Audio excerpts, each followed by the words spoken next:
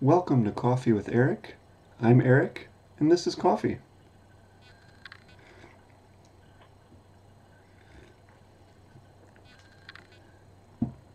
Someone asked me to talk about how the world has changed in my life, how I've noticed that. And at first I was like, I'm not that old. I'm 32 years old, for the record. I was born in 1986. But then I thought about it and realized there are a lot of things that have changed. And if I can just riff on it super quickly, let's get 9/11 out of the way. That was probably the biggest. I was alive for that thing to happen. That's going to be something I'll be telling my grandchildren about. Before that, America was this super prosperous, booming, optimistic place. Then it got complicated afterward. Everyone was united in this idea that, oh, whoever did this, we need to put the full force of the military on them. And then it became very complicated. But of course, the government just said, hey, we'll call it a war on terror. And we have an excuse to keep war going forever now. So that's interesting.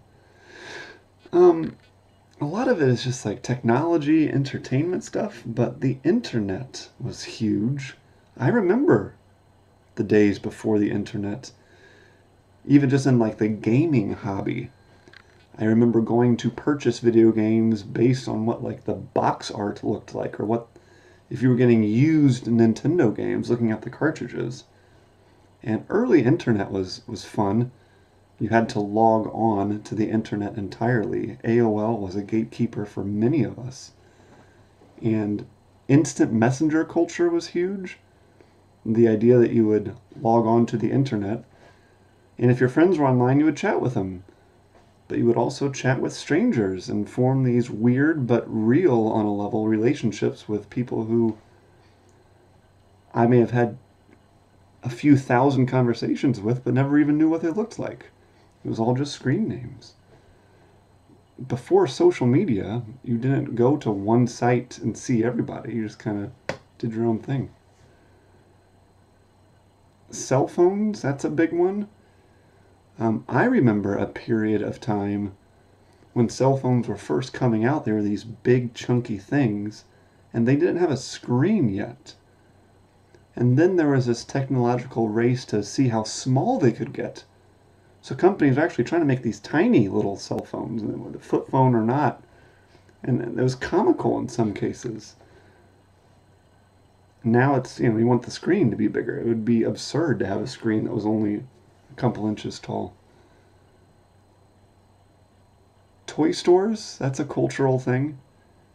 I mean, do kids play with toys anymore? I have two kids. They're 1 year old and 3 year old. They play with toys. But like 8 and 9 year olds now, is it all video games and tablets? Are things like action figures just not as much of a thing? How do you buy toys without looking at them and going through the toy store down the aisles? I think buying it from Amazon is just a different experience. It's not the same visual feedback. Movie special effects. That's a thing that's changed.